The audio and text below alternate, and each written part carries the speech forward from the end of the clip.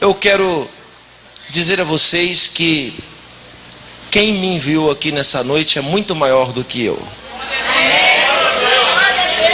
E o anjo de Deus, que Deus designou para me guardar nesses 11 anos, pregando todo dia, já em 28 países do mundo, esse anjo está aqui comigo para me ajudar a cumprir essa missão.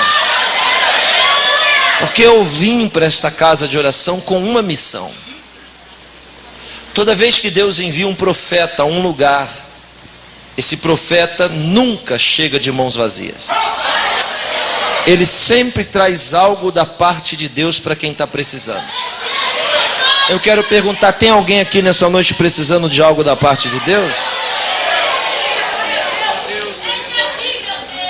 Guarde bem essa palavra-chave que eu vou lhe dizer. E eu vim trazer isso da parte de Deus para a sua vida. Por isso eu serei muito preciso, cortante, eficaz nessa missão que Deus me deu. A palavra-chave é provisão. O Senhor me disse: desce a Belo Horizonte, porque eu ouvi o clamor do meu povo. E eu quero entregar para eles uma resposta. Deus me enviou aqui para responder às suas perguntas, para tirar as suas dúvidas. Ainda bem que você não me conhece, porque só assim será provado que é o próprio Deus falando contigo. Eu trago uma providência, uma provisão da parte de Deus para entregar para aqueles que vieram buscar e estão precisando dessa providência aqui nessa noite.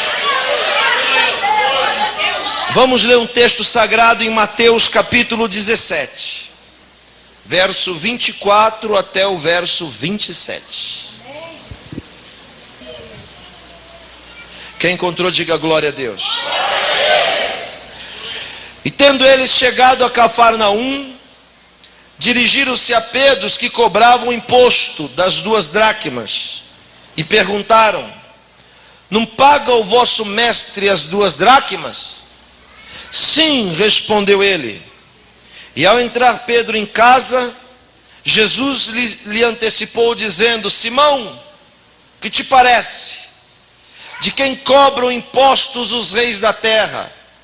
Dos filhos ou dos estranhos? Então Pedro lhe respondeu: dos estranhos. E Jesus prosseguiu dizendo: logo, ausentes estão os filhos. Mas para que não vos escandalizemos, vai ao mar, toma o anzol e lança ao mar. E o primeiro peixe que fisgar, tira-o. E abrindo-lhe a sua boca, encontrarás um estáter. Toma-o e paga por mim e por ti. Feche os seus olhos. Bendito és tu, eterno nosso Deus, rei de todo o universo, sua palavra dura para sempre. Bendito seja o seu nome, e o seu reino jamais terá fim. Fale conosco nessa noite de forma clara, concisa e poderosa. Fala não o que nós queremos ouvir, mas fala o que nós precisamos ouvir. Nós abrimos o nosso coração e te pedimos: exorta, ensina e edifica. Que ninguém saia daqui do mesmo jeito que entrou, mas que saímos daqui diferentes. Nós queremos ouvir a tua voz.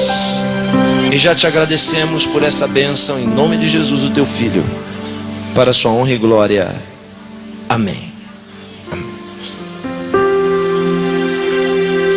Tudo que somos hoje, senhoras e senhores, é apenas o vestígio, o caco.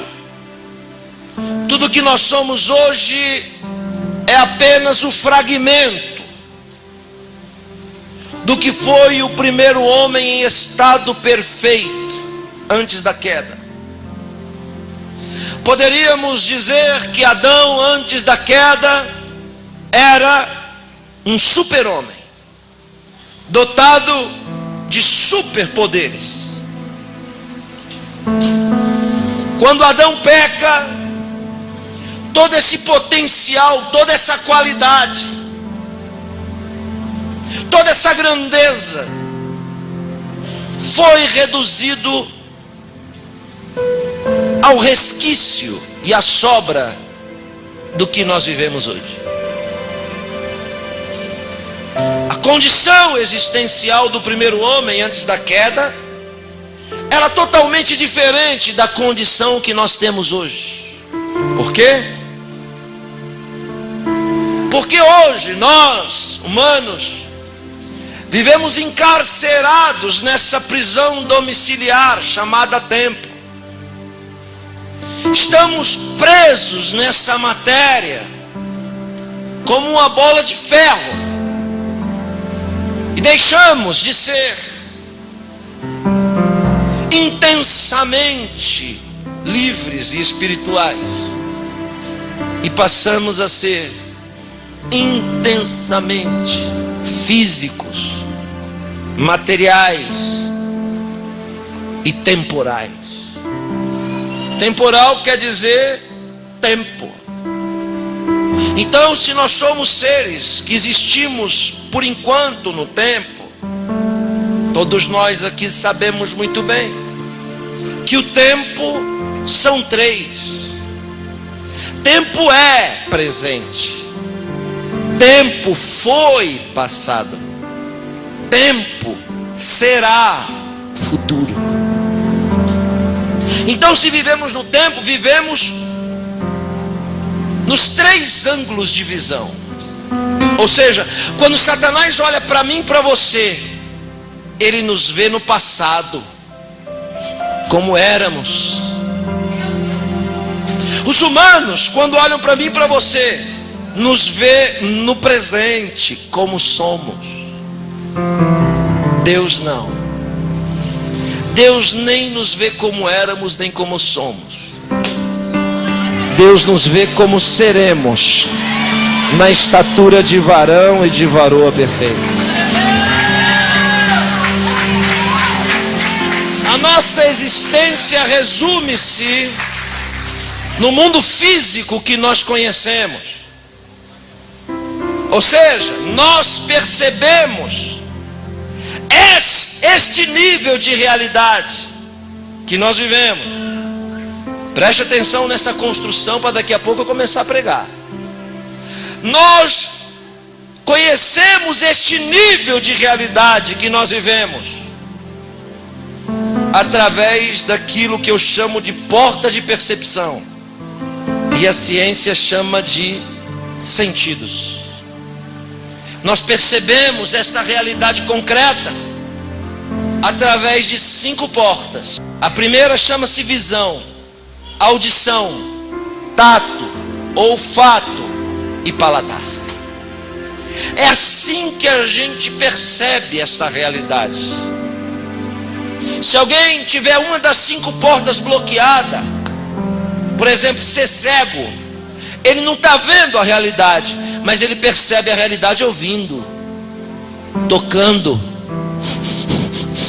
cheirando e sentindo o sabor. Ainda que 4 das 5 portas que possuímos estejam bloqueadas por uma apenas, a gente ainda percebe essa realidade. Mas essa realidade física que vivemos é apenas 1% da realidade absoluta. 99% da realidade absoluta é abstrata, é invisível. A gente não consegue tocar, a gente não consegue ouvir, a gente não consegue ver, porque essa realidade é espiritual.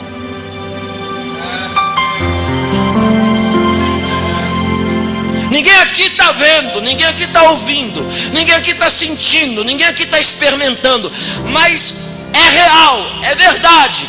Existem anjos de Deus aqui no nosso meio, mas a gente está alienado, não está vendo.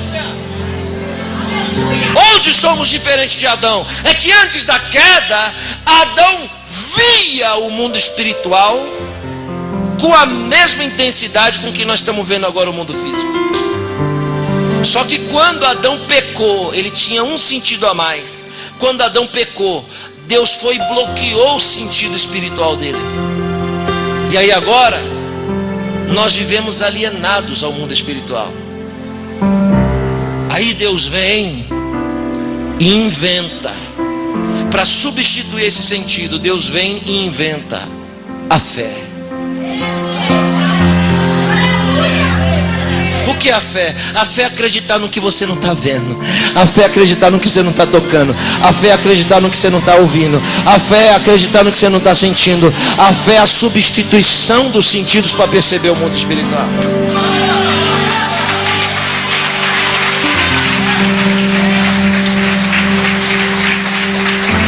Vivemos alienados a esta realidade absoluta. Mas como assim, pastor? Realidade se eu não estou vendo? Ué, não é porque a gente não vê que não é real.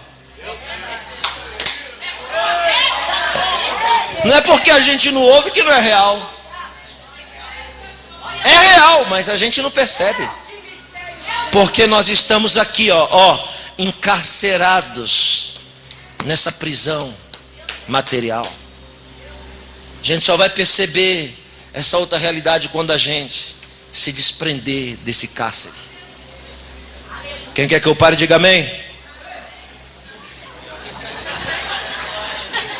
Quem quer que eu continue, diga glória a Deus.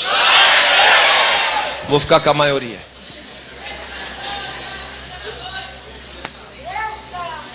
O apóstolo dos gentios, pastor Isaías, diz que Deus colocou uma cortina, um véu em nós, para que a gente não veja a atuação desse mundo misterioso. Ele chama essa cortina de escama nos olhos. A gente não enxerga a atuação. Olhe para cá, olhe para mim. Acredite no que eu estou falando. Eu não vim aqui por acaso. Eu sou resultado de uma conspiração espiritual, de um trabalhar que Deus fez para me trazer. E você também não está aqui porque quer. Você está aqui por causa de um propósito, de algo maior do que você que te trouxe aqui hoje. E a gente não vê, não ouve, não toca, porque todo esse trabalhar, toda essa influência é abstrata. Só existe uma palavra neste mundo capaz de sintetizar o que é o céu, o reino dos céus e o mundo espiritual. A palavra mistério. Quando alguém quiser falar sobre o céu se define em uma palavra: mistério. Porque tudo que a gente sabe dele é muito pouco diante daquilo que ele é. Aleluia. Mas eu me lembro bem, ouça o que eu vou dizer. Eu converti em 93, eu me lembro bem, olhe para cá, que em 93 alguém tentou me evangelizar, ou, aliás, na intenção de fortalecer minha fé. Em 93 alguém me deu uma fita cassete, era um testemunho de um homem que, segundo ele, tinha ido no céu e no inferno. Naquela época não tinha muito CD, quem tinha CD era milionário, então era fita cassete. Era o testemunho de um irmão chamado Adão. 93. A pessoa disse assim para mim, assiste esse DVD aqui, mas faz o seguinte, jejua 3 dias antes, que é muito forte. Eu peguei no CD, na fita, me tremendo, assim, com medo. Meu Deus do céu. E aí, olhe para cá, 93. Eu me lembro que ele disse que quando ele chegou no céu, tinha um anjo esperando ele no céu. Claro. Tinha que ter um anjo mesmo no céu. Vai ter um demônio no céu? Mas eu gosto de pensar sobre a mente hollywoodiana de roteiristas evangélicos que inventa tanta coisa que até Deus duvida. Ele disse que quando ele chegou no céu, tinha um anjo, pegou ele pela mão e levou numa sala, e na sala tinha um guarda-roupa enorme. Lá no céu, um guarda-roupa. Aí ele perguntou para o anjo: anjo, que guarda-roupa é esse? O anjo deu aquela risada. Eu vou lhe mostrar, Adão. Aí o anjo foi e abriu a gaveta do guarda-roupa. Segundo ele, a gaveta estava cheia de cabelo. Aí ele perguntou para o anjo: mas anjo, que cabelos são esses? Aí o anjo: esses são os cabelos das irmãs que cortaram escondida do pastor. As irmãs que raparam o sovaco escondido do pastor. Ei, olhe para cá, irmão. Nós não estamos mais de 93 não, tá? Então eu lhe digo, pode rapar o sovaco que você vai entrar no céu. Rapa esse trem, porque isso é muito feio.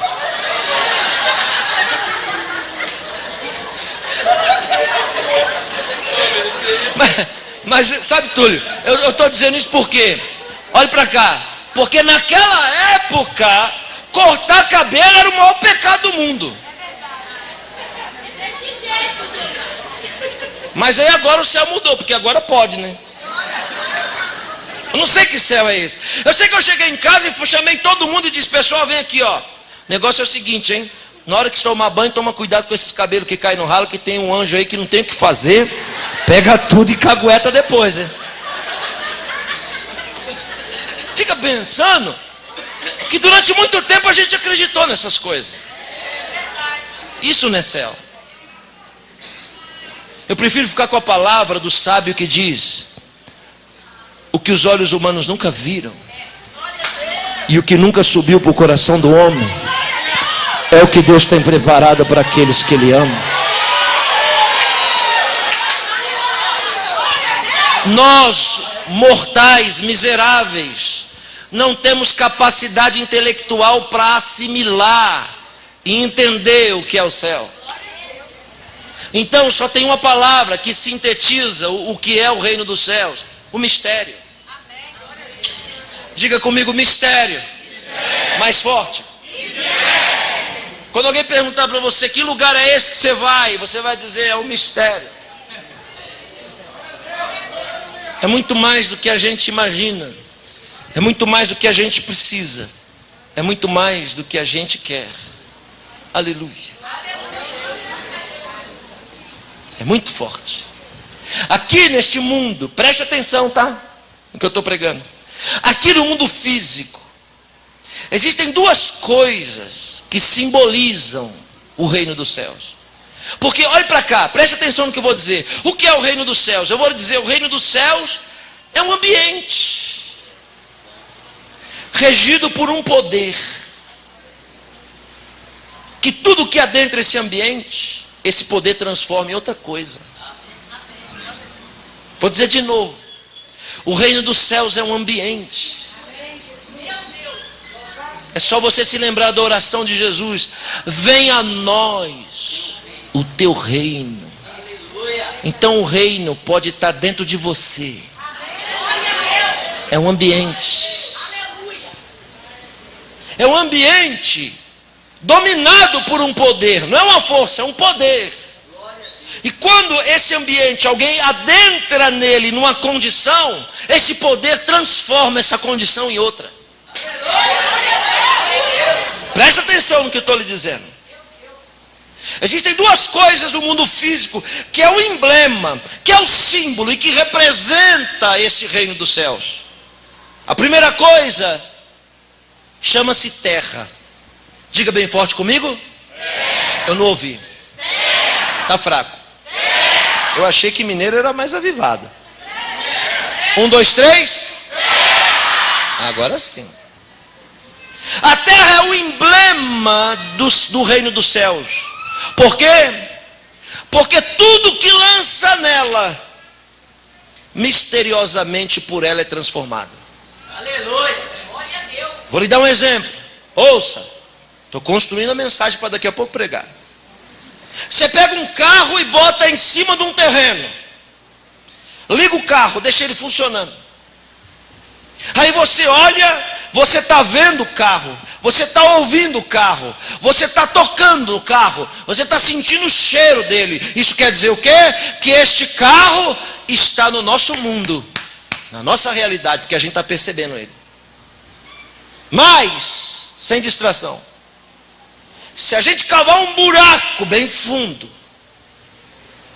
pegar esse carro e colocar dentro do buraco e cobrir esse carro com terra, a gente já não está mais vendo o carro, a gente não está mais ouvindo o carro, nem tocando nele. Isso quer dizer que o carro saiu do nosso mundo e entrou no mistério. que vai acontecer debaixo da terra?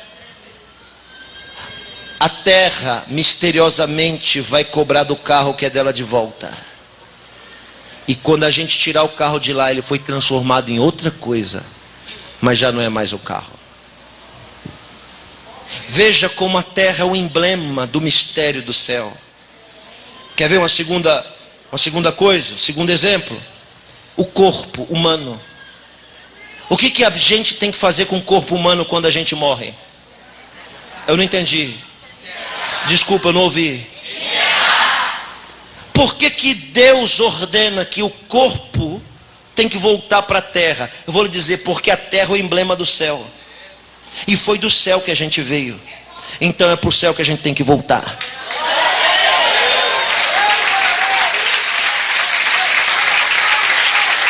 Redobre sua atenção. A Bíblia é clara e evidente em dizer que quando a gente morre, o corpo tem que ser colocado na terra. Se o corpo tem que ser colocado na terra, então por que tem crente que crema? Porque quem crema corpo é pagão, é hindu, é budista, é gente que não teme a palavra de Deus e não serve a Deus. Cremar corpo é um dos maiores pecados contra o templo do Espírito Santo. Por quê? Porque se a terra é o mistério de onde nós viemos, é para lá que a gente tem que voltar. Se a gente não volta para lá e crema, está querendo dizer que vai para o fogo do inferno. Ora, pegamos um corpo, embalsamamos ele, botamos aqui em cima. Todo dia a gente vai ver, todo dia a gente vai tocar. Está ali, ó, está ao nosso alcance, está no nosso mundo. Mas se a gente abrir a terra, botar o corpo lá dentro, misteriosamente, quando a gente tirar o corpo da terra, ele já não é mais a mesma coisa. Porque uma força misteriosa, um poder, transformou o corpo em outra coisa. Ninguém ouviu barulho, ninguém viu atuação. Porque o mundo espiritual trabalha em silêncio. Eu acho que tem irmão que não está entendendo o que eu estou pregando. Tem gente que entrou aqui nessa casa hoje achando que Deus não está trabalhando, achando que Deus não está fazendo nada. E Deus está mandando eu lhe dizer que Ele está trabalhando no mistério. Ele está trabalhando em silêncio. E quando você menos esperar, algo será transformado na sua vida poderosamente. Onde estão os irmãos que acreditam no que pregam nessa? Deixa eu lhe dar mais um exemplo. Uma semente na mão. Ó, a semente está na sua mão. Você está vendo, você está tocando, você está cheirando, você pode até comer. Mas se você abrir a terra, jogar a semente e cobrir, ela saiu do seu mundo e entrou no mistério. Amanhã você volta e olha. Quando você volta e olha, está do mesmo jeito. Semana que vem volta e olha, está do mesmo jeito. Mês que vem, dependendo da semente, volta e olha, está do mesmo jeito. E dependendo da semente, ano que vem, volta e olha, está do mesmo jeito. Parece que não mudou nada. Mas todos nós sabemos que lá embaixo da terra, a semente deixou de ser semente e virou raiz. Um poder deu uma ordem para a semente. E ela começa a se estruturar. Quando chegar o tempo determinado, ela aparece no mundo físico. Já não mais como uma semente, mas um poder que transformou ela numa árvore. Vou dizer de novo. Tem gente aqui no nosso meio que entregou algo na mão de Deus e voltou semana que vem e disse: ué, mas não aconteceu nada. Volta mês que vem e diz: Deus não está trabalhando, Deus não está fazendo nada. E tem pessoas lá na sua casa, lá no seu trabalho, que está dizendo: mas você vai para a igreja e não está vendo resultado nenhum. Deus está mandando eu lhe dizer que Ele está trabalhando no mistério. E na hora certa, aleluia, essa transformação vai aparecer na sua vida. Quem está entendendo, diga glória.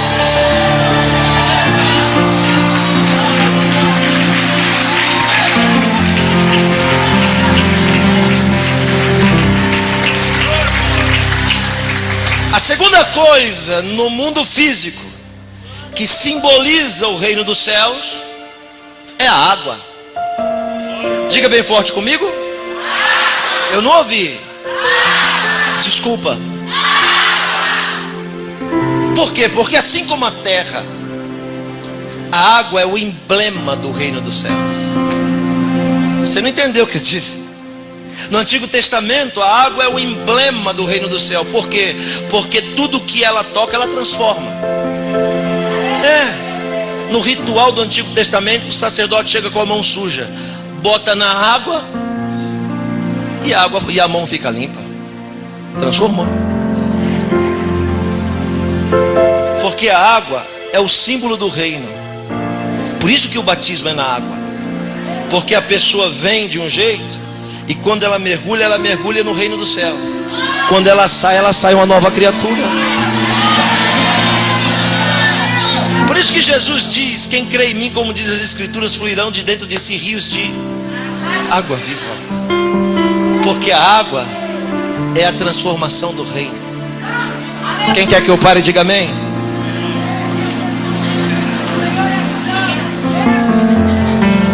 Quem quer que eu continue, diga glória a Deus. Eu faço isso para ver quem está prestando atenção. Olhe para cá, sem movimento. A mesma regra da terra segue para a água. Se você pegar um carro e jogar dentro da água, se você pegar um corpo e jogar dentro da água, a água transforma tudo. Ainda que demore, mas ela transforma. A água tem o poder de transformar grão de areia em pérolas preciosas. Não entendeu o que eu disse? Grão de areia que ninguém dava nada, e que quando entrou aqui, Jesus transformou em pérolas preciosas para o seu reino.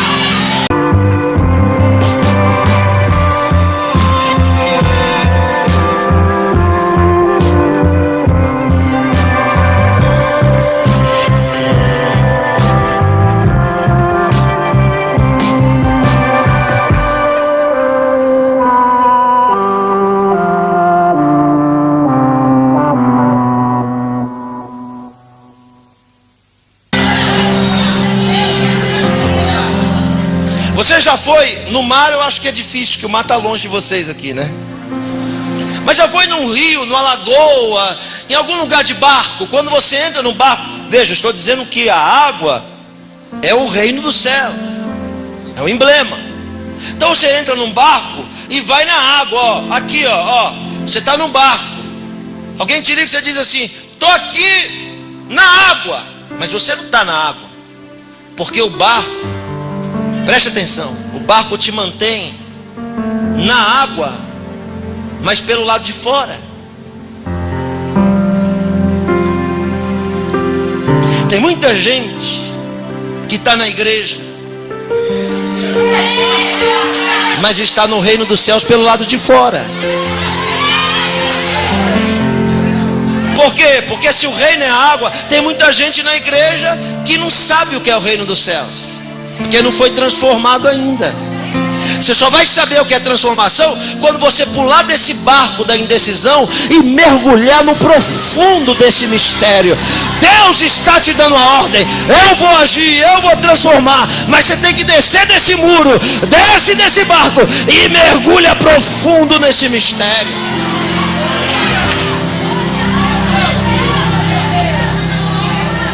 Terminei de construir a base da mensagem, agora eu prego.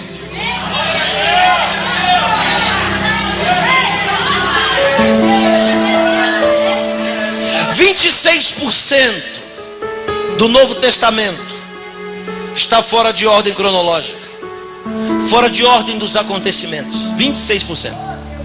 E estamos diante de um texto fora de ordem, porque esse acontecimento de Mateus 17, ele tem que estar antes da multiplicação de pães e peixes. Então Jesus vai multiplicar pães e peixes, antes ele tem que passar pelo capítulo 17 do Evangelho de Mateus. O que isso quer dizer? Olhe para cá. Isso quer dizer que Jesus vai multiplicar pães e peixes lá, mas ele está ali. E para ele multiplicar pães e peixes lá, ele tem que sair dali para ir para lá. Mas antes de sair daí para ir para lá, ele tem que passar por aqui. Esse por aqui, a Bíblia chama de Cafarnaum. No caminho de Jesus. Ó, ele está aqui, ele precisa fazer um milagre lá, multiplicar pães e peixes lá. Neste caminho, para ele chegar lá, tem uma cidade chamada Cafarnaum. Tenha paciência com o que vou falar rápido. Cafarnaum existe até hoje. Hoje é uma vila, é um sítio arqueológico. Há 2000 anos atrás era uma das maiores cidades da Palestina, visto que não existia Israel naqueles dias. Aquela terra toda era chamada de província da Judéia, porque quem mandava ali era Roma. Redobre sua atenção. Roma foi o maior império que o mundo já viu, e se tornou grande por causa da estratégia de conquista. Roma herdou uma estratégia, uma filosofia de guerra, de um grande conquistador que morreu cedo, chamado Alexandre o Grande. Era grego, helênico. Antes de Alexandre o Grande, redobre sua atenção, antes de Alexandre o Grande, todos os grandes impérios que o mundo viu, os persas, os medo-persas, os caldeus, todos esses impérios, quando eles invadiam uma cidade, um povo, sabe o que eles faziam? Eles queimavam tudo, eles destruíam os prédios, eles estrupavam as mulheres, eles matavam os valentes, roubavam o ouro, acabava com o povo, extinguia o povo, e várias nações deixaram de existir por causa desse tipo de conquista. Quando Alexandre o Grande começa a conquistar o mundo, o que ele faz? Quando ele invade um país, ele não mata ninguém, ele não destrói nada, ele prende todo mundo, leva na praça e diz o seguinte: a partir de hoje eu sou o rei de vocês, e eu não vou matar ninguém, eu não vou destruir a religião de vocês, eu não vou destruir a cultura de vocês, eu não vou destruir a língua de vocês. Olha a estratégia de Alexandre: eu vou dominar sobre vocês e só duas coisas vou exigir. Primeiro, que vocês aprendam a falar grego, que é a minha língua. E segundo, já que eu não vou destruir nada, vocês vão ter que pagar impostos. Os romanos herdaram dos gregos essa estratégia. E todo o país que Roma dominava, eles obrigavam a falar latim e a pagar imposto. E como que era pago os impostos? Veja só a estrutura social que eu estou lhe dando para você entender. Os impostos eram cobrados de acordo com a pessoa. Na entrada da cidade, conforme a importância dela. Quem está me ouvindo? Diga glória a Deus. Quem é que cobrava esse imposto? Já que os romanos não conheciam os moradores da cidade. Sabe o que os romanos faziam? Iam na cidade e procuravam a pessoa mais influente da cidade. O judeu que sabia da vida de todo mundo, Nelson Rubens. Quem é a pessoa que conhece todo mundo aqui? Fulano. Aí os romanos vinham, pegavam o fulano e diziam o seguinte: você vai trabalhar para nós. Porque como você conhece o povo, você sabe quem que é rico, você sabe quem que é pobre. E aí você declara o imposto na hora que você olha. O nome desses cobradores de impostos eram publicanos. Publicanos era para judeu pior do que prostituta, pior do que bandido, porque o publicano é um judeu que cobra o imposto dos irmãos para dar para os ímpios de Roma. Eram odiados. Então o publicano fica na porta da cidade olhando as pessoas. Opa, aquele ali é o Marcos Borges, aquele ali tem dinheiro, hein? Vamos cobrar mais dele. Ah, aquele ali é o Túlio, hein? Ah, aquilo tem muito, vamos cobrar mais dele. Aí quando chegava o Yosef, ele dizia: aquilo é um lascado, vamos cobrar pouquinho dele. Era assim que se cobrava os impostos. Preste atenção, estou construindo. Na entrada da cidade tinha uma porta chamada alfândega. E você só poderia passar se essa porta se abrisse para você passar. A Bíblia diz que Jesus está com um discípulo. Mas ele não tem só um. Quantos discípulos Jesus tem? Eu não ouvi, desculpa. Eu não ouvi, desculpa. 12. Mas só tem um com Jesus naquela ocasião. Então existem duas opções para uma única resposta, Isaías. Ou os outros 11 estão na frente ou ficaram para trás. Mas se não estão juntos, só tem um motivo. Talvez porque não estão preparados para ter aquela experiência com Deus. Eu vou dizer de novo, que eu acho que os irmãos estão pensando na morte da bezerra. Eu vou lhe dizer, tem gente que entrou aqui sem entender por que algumas pessoas desapareceram da sua vida. Era tanta gente ao seu redor e hoje parece que diminuiu o número, né? Mas eu vou lhe dizer uma coisa, foi Deus que fez isso, porque essas pessoas não estão preparadas para estar com você na experiência que Deus vai te dar. Alguém está entendendo o que eu estou falando ou não? Ainda que fique só um do seu lado, já vai ser suficiente para você viver o sobrenatural. Por que Pedro está com Jesus? Porque o Império Romano que mandava, o Império Romano obrigava o pregador itinerante. Olhe para cá, Jesus não era pastor de igreja, viu? Jesus era itinerante. Fica metendo pau itinerante para ver o que vai dar, viu? Os itinerantes são protegidos de Jesus.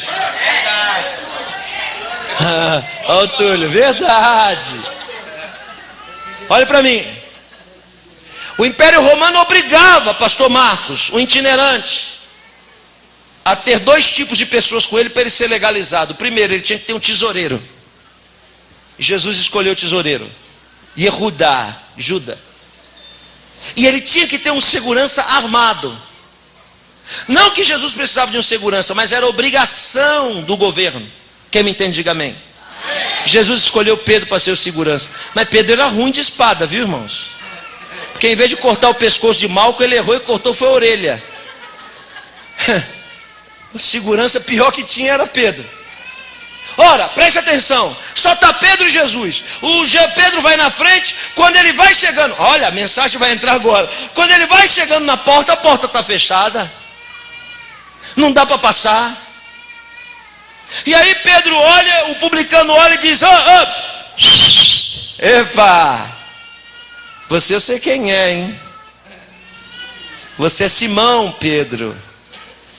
Você é segurança de Jesus, né? Você anda com ele, né? Ah, então agora quer passar? Tá bom, eu que vou determinar o que você tem que fazer. Vai ter que pagar 2 dracmas para você e 2 dracmas para Jesus, senão não vai passar.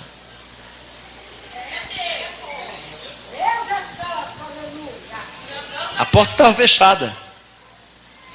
E se Jesus chega lá e fala assim, ó, pode abrir a cancela que eu vou passar, porque eu sou dono de tudo, ele poderia fazer isso. Mas se ele fizesse isso, a gente não ia estar aqui hoje.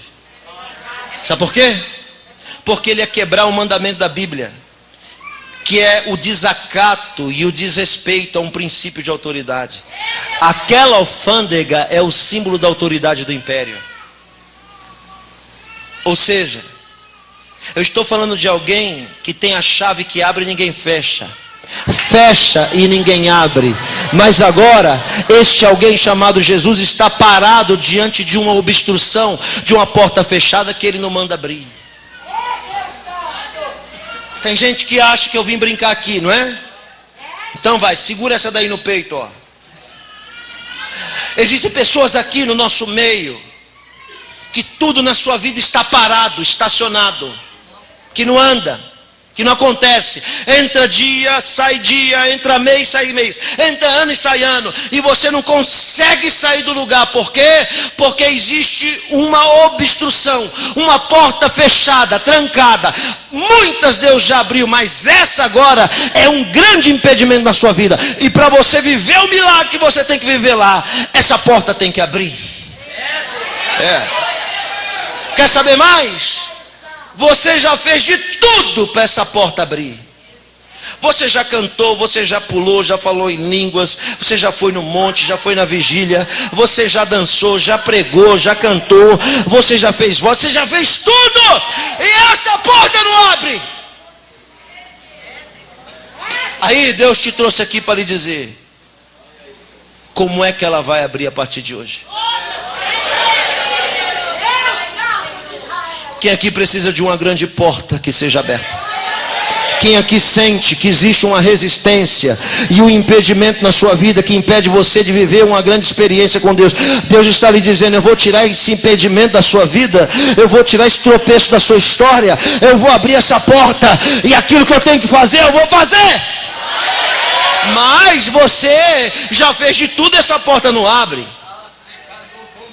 Já cantou, foi para a vigília, já fez de tudo e não abre. Não abre por quê? Eu vou lhe dizer por quê. Você tem uma chave aí, pega uma chave rápido. Eu preciso ouvir barulho de chave. Pode pegar, irmão. Preciso ouvir barulho de chave. Quem tem chave, faz barulho. Mais forte que puder. A igreja, a igreja. Vamos que é profético. Vamos, só para quem acredita. Eu quero ouvir barulho de chave. Ok. Segura ela aí. Olhe para mim. Essa chave abre algum tipo de porta, sim ou não? Sim. Talvez abra a porta da sua casa. Talvez abra a porta do seu carro. Talvez abra a porta do seu comércio, do seu trabalho. Então essa chave abre porta, sim ou não? Sim. Mas eu continuo lhe perguntando. Essa chave que você diz que abre porta, abre a porta da pessoa que está do seu lado? Não. Mas você diz que abre porta. Por que a sua chave não abre a porta da pessoa que está ao seu lado? Eu vou lhe dizer, por um único motivo. Porque o segredo é diferente.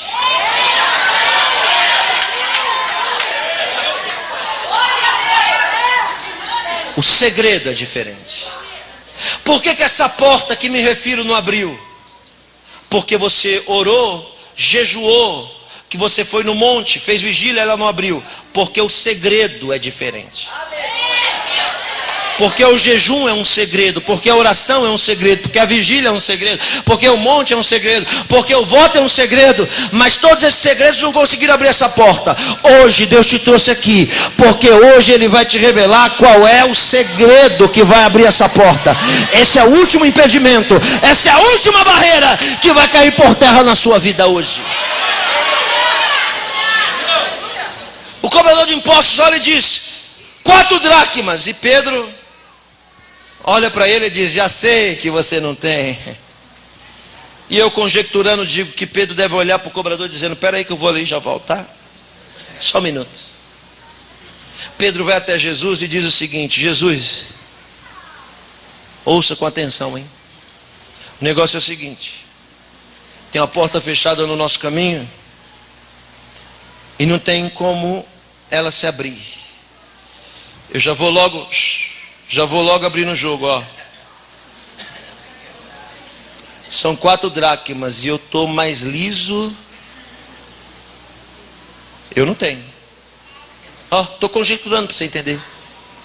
Pedro deve olhar para Jesus e dizer assim: Jesus, eu não tenho. O Senhor tem? E eu acho que Jesus olha para Pedro e responde: eu tenho. Só não está aqui comigo.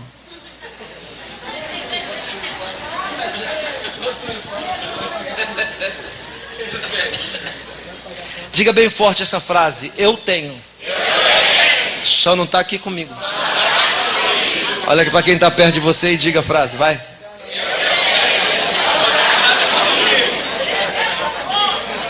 Levante uma mão e recebe o que eu vou lhe dizer. Tudo o que a gente precisa, tudo o que você veio buscar, Deus já tem pronto para te entregar. O único problema é que a gente não sabe onde está. Mas Deus lhe trouxe aqui para lhe dizer onde está. Eu vou lhe dizer onde está. Diga bem forte: eu tenho. Só não está aqui comigo. Posso lhe contar um testemunho rápido? Posso ou não?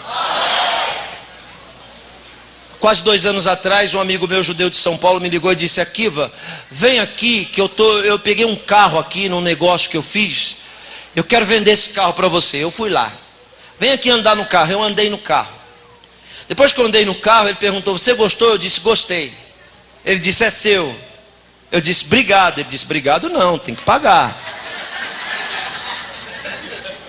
Disse: tem que pagar? Ele disse: tem. Falei: é quanto? Ele falou: vou vender mais barato do que o preço certo. Falei: quanto? Ele falou: barato, 400. Eu disse: 400 o quê? Reais? Ele disse: não, 400 mil reais. Eu disse: barato. É barato, então é seu. Eu disse: obrigado. Ele falou: não, tem que pagar. Que é aqui? Você não tem os 400? Eu disse: quem, eu? Eu tenho. Só não está aqui comigo.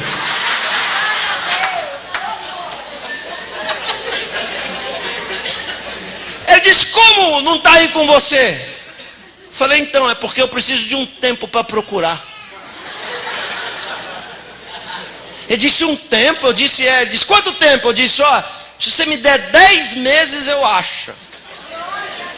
E o outro era judeu, malandro, disse: entendi, você quer pagar em 10 de 40, né? Eu disse: é. Ele disse: o carro é seu. Irmãos, já paguei, já até vendi o carro. Se eu tivesse os 400 no bolso, aqui que eu comprava um carro. Comprava apartamento, fazia outra coisa. Mas eu aprendi nessa experiência que quem tem fé acredita que tem todas as coisas. Só precisa saber onde elas estão.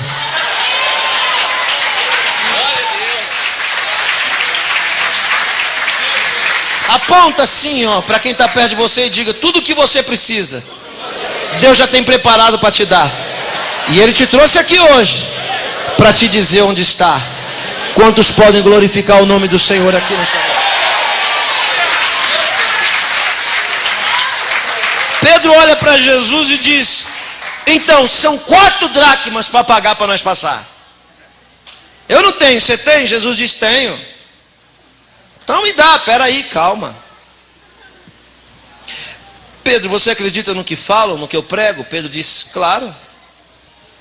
Então, se você acredita no que eu falo, você vai fazer o que eu mando. Porque quem acredita em Jesus faz o que Ele manda. Tem muita gente dizendo que acredita em Jesus, mas dá ouvido para o diabo e só faz o que o diabo manda. Porque eu nunca vi Jesus mandar fofocar, eu nunca vi Jesus mandar falar mal, eu nunca vi Jesus mandar... nunca vi. Quem manda fazer essas coisas não é Jesus. Ainda bem que aqui em Belo Horizonte não tem essas coisas, só lá na minha terra.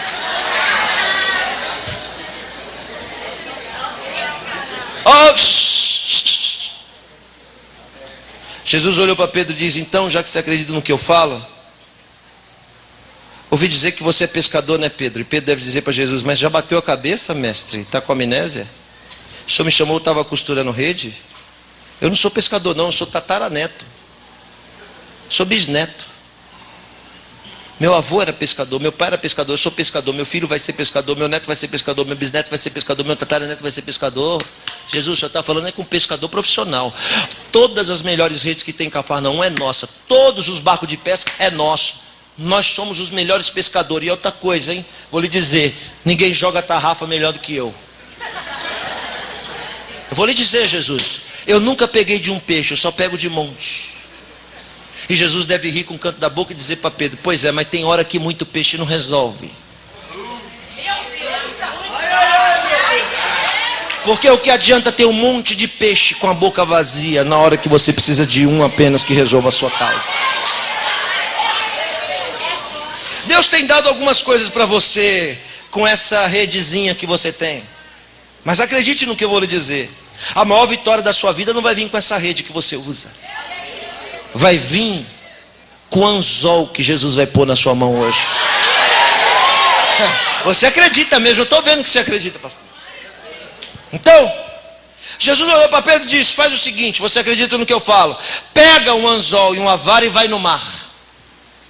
O primeiro peixe que você fisgar, não é o quarto ou quinto, é o primeiro peixe que você fisgar. Quando você fisgar o peixe, que você puxar ele, pode abrir a boca, que você vai encontrar um starter. Pega a moeda e paga para mim, para você, e a porta vai abrir e o milagre vai acontecer.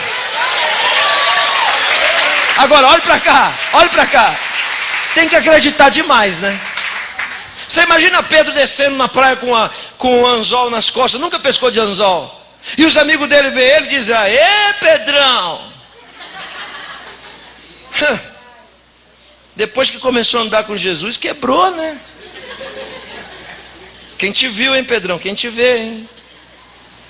Quem te viu com toda a glória de rede na mão, agora está começando do zero com o anzol? Recebe aí o que eu vou lhe dizer.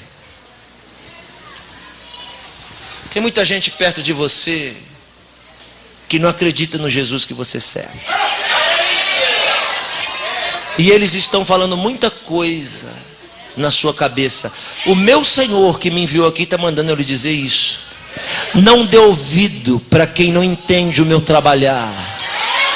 Não se preocupe com quem está questionando e não está entendendo, porque o que eu vou fazer na sua vida, vou deixar todos eles de boca aberta sem entender nada.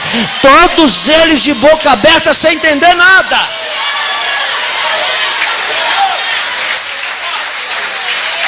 O que a gente tem que fazer? Acreditar. Pedro jogou, olha aqui, Pedro joga de dentro do barco o anzol dentro da água. Ora, a água é o quê? É o reino do céu. Ele está aqui e ele joga o anzol dentro do reino. Sabe o que acontece? O peixe vem, morde o anzol. Quando Pedro puxa o peixe abre a boca e faz isso. Vomita um estáter em cima de Pedro. Eu estou falando de um Senhor que tem poder. Poder de fazer um peixe vomitar um homem. Será que ele não tem poder de fazer vir à tona aquilo que a gente precisa, que é tão pouco diante daquilo que ele pode fazer? Deus mandou o peixe vomitar, foi Jonas. E o que é um estáter na boca de um peixe? Quando o peixe joga em cima de Pedro, Pedro pega o estáter. Aonde o peixe estava? Escondido. No mistério. Aonde a providência estava? Escondida. No mistério. Quem está me ouvindo? Sem movimento.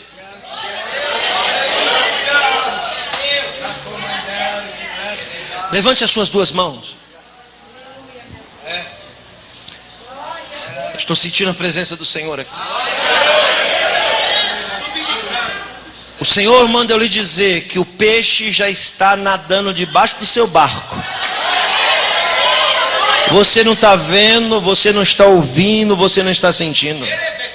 Eu não sei quem é esse peixe, mas eu só sei de uma coisa: quando esse peixe abrir a boca, ele já está incomodado. Eu não sei se é seu patrão, se é o médico, se é o juiz, se é o advogado. Eu não sei quem é esse peixe, mas uma coisa é certa: Deus vai usar esse peixe. Você ainda não viu esse peixe, tá? Essa é a resposta. Você está achando que você conhece peixe. Deus está mandando dizer: você nunca viu esse peixe. Você vai ver esse peixe nos próximos 14 dias. Nos próximos 14 dias, esse peixe vai aparecer na sua vida. E quando ele abrir a boca, ele vai liberar aquilo que você está esperando e veio buscar aqui nessa noite.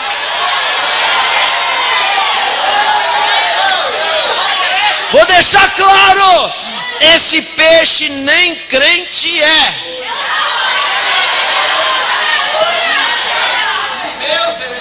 Deus já está incomodando esse peixe. Ele vai abrir a boca e vai sair da boca desse peixe a resposta e a providência que você está esperando. Quem precisa de uma providência de Deus, levante a mão. Pedro pega o estáter, mas eles precisam de 4 dracmas. E o peixe vomita um estáter. Resolve o problema ou não? Resolve. Resolve porque um estáter vale 5 dracmas. Não entenderam, né? Resolve o problema de Pedro, resolve o problema de Jesus, e ainda sobra de troco. Não, acho que eles não estão entendendo. Você não está entendendo o que eu estou pregando. Eu estou dizendo que a providência que Deus está mandando para você vai resolver o seu problema, o problema de quem anda com você e vive com você, e ainda vai sobrar para esfregar na cara desse publicano, murmurador, cobrador de imposto. Onde estão os irmãos que entendem o que eu estou pregando aqui? Amante corre la banastar. Oh, oh, oh, oh, oh, oh.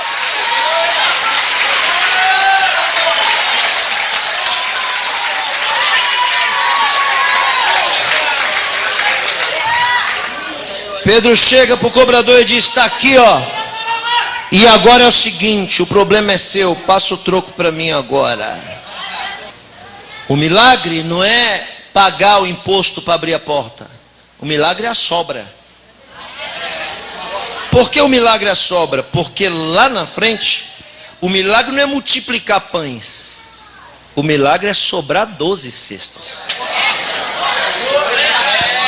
Eu acho que eu vou dizer de novo, que os irmãos estão demorando para processar. Eu estou falando com gente que está aqui, que não tem nada do que está precisando.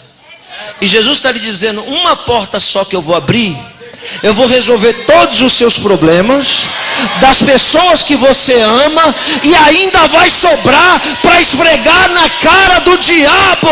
Quem não tem agora vai ter sobrando. Agora você entendeu e pode dar uma glória a Deus melhor, não pode? Aleluia! Olha só o que eu estou dizendo. Eles pagam o imposto, a porta abre, o impedimento cai por terra, eles passam e vive o milagre, acontece o milagre. E agora acabou a mensagem. Pronto, já preguei.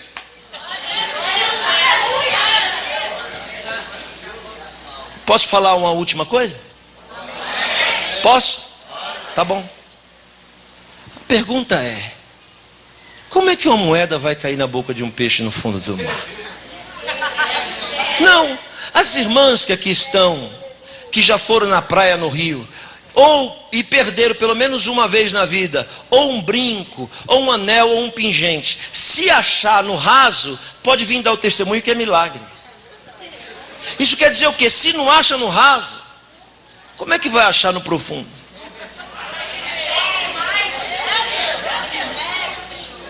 Quem foi que jogou essa moeda lá, visto que quem vive no reino não precisa das coisas desse mundo? Peixe não precisa de dinheiro para comprar pão. Me dá 5 pães aí, que eu tenho aqui um starter. Vou dizer de novo, vocês não entendem. Quem vive no reino é suprido pelo reino. Não precisa depender das coisas desse mundo. Alguém está entendendo o que eu estou falando? É por isso que está escrito que o justo viverá pela fé.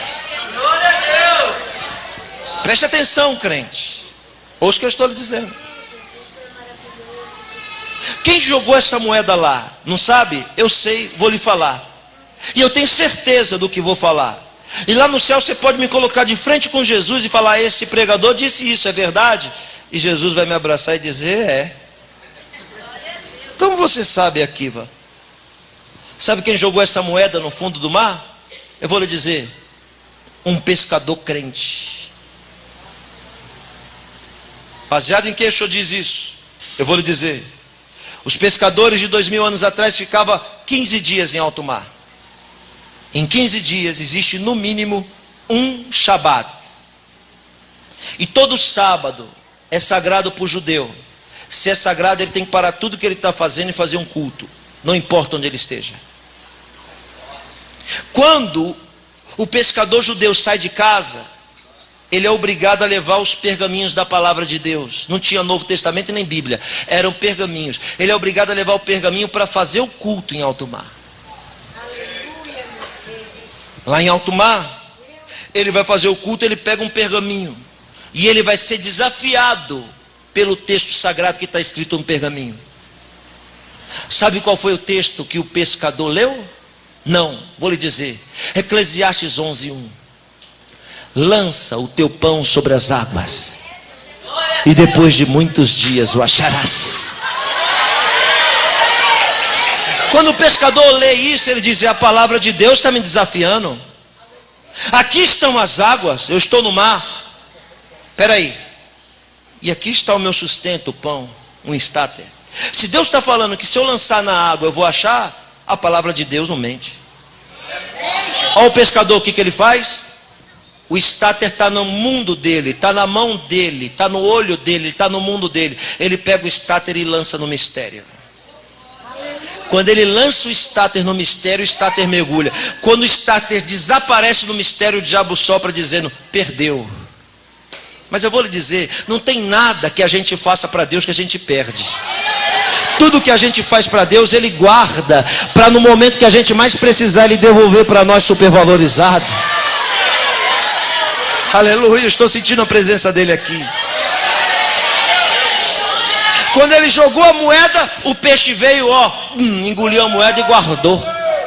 Eu vou dizer uma coisa muito séria, guarda aí o que eu vou dizer. Tem gente aqui que já fez muita coisa boa para Deus, esperando um resultado naquele dia, naquela hora, e o resultado não veio. E aí você diz: o pastor mentiu, a palavra falhou. Não. Deus, que é sábio, guardou tudo que você fez no banco do mistério, em crédito para você. Sabe por que você está de pé? Sabe por que você resiste tanta provação? Sabe por que você resiste tanta luta? Você não sabe por quê, mas eu vou lhe dizer por quê. Porque você tem crédito com Deus. Porque se não tivesse crédito, já tinha desfalecido, nem aqui estava. A prova do que eu estou falando? Isaías capítulo 38. Deus, que não mente, mandou o profeta dizer para o rei: vai lá e fala para o rei que vai morrer e não vai viver. O profeta Isaías chegou e disse para o rei: pode arrumar a casa, vai morrer e não vai viver. Virou as costas e foi embora. Deus mente? Não. Mas quando o rei recebeu a palavra de Deus, o que o rei faz? Botou a cara na parede: desviado! Botou a cara na parede e disse: Deus, o senhor lembra que um dia eu andei na sua presença?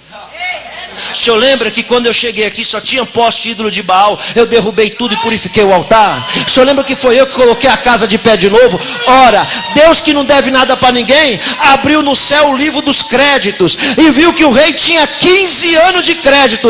Deus passou um rádio para Isaías e diz: volta lá e fala para ele que eu estou pagando a conta agora. Não vai morrer mais, porque eu não devo nada para ninguém.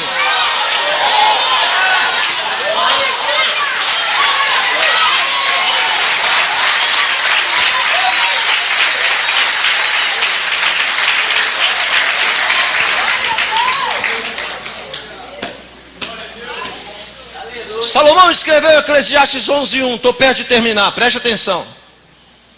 Quando ele diz: lança o seu pão sobre as águas, depois de muitos dias o achará, está falando do segredo da maior potência do mundo antigo, chamado Egito. O Egito tem 92% do território areia, deserto. E eu lhe pergunto: como pode um país que tem 92% do território de areia vender comida para o mundo inteiro, se não tem terra para plantar? Eu vou lhe dizer por quê. A única terra que dá para plantar no Egito são as margens do Nilo. 2 quilômetros de margem de cada lado durante toda a extensão. É a única terra que planta. O que os egípcios fazem? Redobre sua atenção. Quando o rio dá seca, os egípcios sabem que nenhuma seca dura para sempre. Que nenhuma prova, que nenhuma humilhação, que nenhuma lágrima, que nenhuma tristeza, que nenhuma depressão, que nenhuma angústia, que nenhum complexo de inferioridade dura para sempre. É mentira do diabo que está dizendo que isso vai durar para sempre. Os egípcios fazem o quê? Na prova, na seca, eles adubam a terra. Aí é que está a diferença. A gente na prova fica murmurando, reclamando, falando mal, falando um monte de besteira, blasfemando, ao invés de adubar a terra e se preparar para o dia da enchente.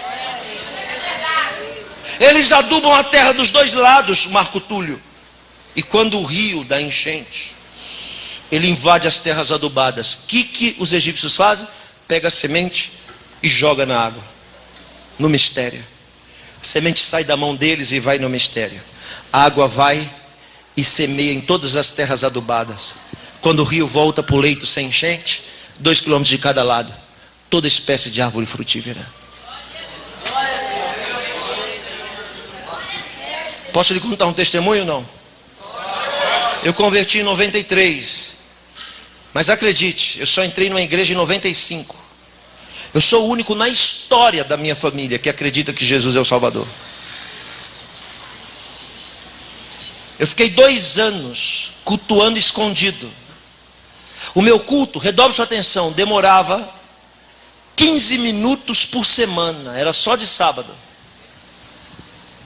O nome do meu culto era Sabadão Sertanejo. Naquela época, 93, o Brasil inteiro parava para assistir o Sabadão Sertanejo para ver os grandes sucessos. Eu me lembro de alguns deles. Tinha um que era assim, ó. E se de dia a gente briga, à noite a gente... Aí, ó, viu? Aí tem um irmão lá atrás fazendo cara feia. Eu acho que o irmão já virou anjo. Porque chorou tanto, bebeu tanta cachaça ouvindo isso e agora está aqui dando de santa.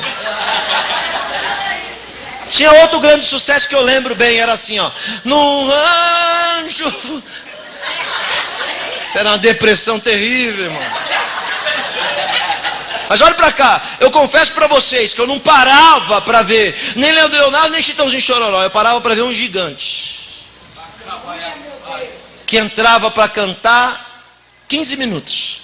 Ele cantava em 5 e pregava em 10. Eu confesso para vocês, a música não me atraía, mas quando ele pregava, 10 minutos por semana era a comida que eu comia e me sustentava. Tem crente que vem para a igreja todo dia e só vive vazio, murmurando e reclamando e chorando.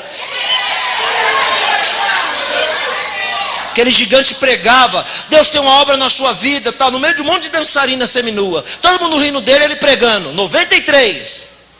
E eu me lembro até hoje, um dia que ele falou assim: Gugu, eu vou fazer um negócio aqui que ninguém vai entender. E ele falando, profetizando, ele olhou para a câmera e disse assim: vem cá, câmera, põe a minha mão aí na câmera. Você que está assistindo agora, onde você estiver, eu quero lhe oferecer Jesus. Eu não estou te oferecendo uma religião, eu estou te oferecendo uma experiência. Quer aceitar Jesus como teu Salvador? Põe a tua mão com a minha mão na televisão e eu vou orar por você. E eu vou lhe dizer, em 93 eu tinha 20 anos, eu fui arrastando, botei a mão na televisão, aceitei Jesus e nunca desviei. Estou até hoje na presença dele aqui, ó. 9:3. Grave bem o que eu vou lhe dizer. Quando chegou 2004, eu tinha 1 ano de ministério. 2004 eu tinha 1 ano de ministério. 11 anos depois da minha conversão, olhe para cá. Eu estou pregando numa igreja mais ou menos desse tamanho, e no final a mulher me procurou e disse assim: pastor, dá para o senhor orar pelo meu irmão? Eu disse: dá, claro. Dá foto aí o nome. Não é foto não, ele está aqui. E eu até achei interessante porque ele não pede oração para ninguém, é muito inteligente. E ele sentiu no coração de senhor orar por ele. Dá para o senhor orar? Eu disse: dá. Me pegou pela mão e me levou na cadeira. Quando eu cheguei lá, quem era? Era o gigante. Irmão, meu coração começou a bater aqui, ó. Só eu sabia. Fiquei olhando para ele, ele olhou para mim com a mesma cara da televisão de 11 anos atrás. Estou falando do Nelson Ned, tá? Ele fechou o olho e disse assim: pregador, Deus tem uma obra na sua vida, viu? Deus vai te levar nos 4 cantos deste mundo. E começou a profetizar para mim. E eu quieto assim, olhando para ele. Ele olhou e falou: ó, nunca pedi para ninguém orar, eu quero que você ore por mim. Pode orar? Eu calado fui, me ajoelhei diante dele e disse: não. Quem vai orar por mim é o Senhor. Oh, rapaz, você está de brincadeira? Não estou entendendo. Eu olhei para ele e disse assim: você sabe quem eu sou? Ele disse: claro que eu sei, você é o pregador que pregou aí. Eu disse: não sou não. Você é quem? Eu disse: eu sou o pão que o Senhor lançou sobre as águas.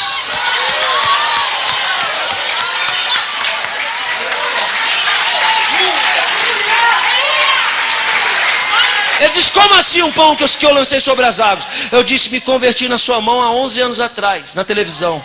Irmãos, esse homem começou a ficar vermelho e chorar, e começou a chamar os filhos, tudo, a família toda. Vem cá todo mundo. Botou todo mundo perto assim, e falou assim: pregador, conta aí para eles. Eu comecei a contar para os parentes, e os parentes com o olhão arregalado. Ele se levantou e botou o dedo na cara de cada um e disse: e agora? E agora? O que vocês têm para me dizer? Falei para ele: calma, pastor, o que está acontecendo? O que está acontecendo, pregador? Eu vou lhe explicar. Em 93 eu gastava do meu bolso 75 mil reais para manter o programa. Sabe o que esses murmuradores falavam? Que eu estava jogando dinheiro no lixo. E eu disse para eles que eu tinha gastado tudo com prostituta, com álcool, com bebida e com droga, e que ia gastar até o último centavo pregando o evangelho. Agora, pregador, você aparece dizendo que converteu, olha o resultado. Em 2004, eu nem sabia o que eu ia ser, né? Aí, eu olhei para ele e falei, se Deus fizer na minha vida tudo que o senhor falou, pastor, eu disse para ele, cada pessoa que for abençoada com o meu ministério, o senhor vai ter parte no reino. Irmãos, eu estou em casa dormindo e tem gente no mundo sendo abençoada com as minhas mensagens. São 7 milhões de visualizações no YouTube. Durante toda a minha vida, cada pessoa que for abençoada igual você está sendo agora, resultado do pão lançado sobre as águas. Quem precisa de uma providência da parte de Deus aqui, levante a mão. Vem aqui, pianista, toca aqui para mim. Eu quero que você feche seus olhos e põe a mão no seu coração. Feche seus olhos, curva a sua cabeça. Quem é que veio buscar uma providência da parte de Deus? Então você fecha os olhos.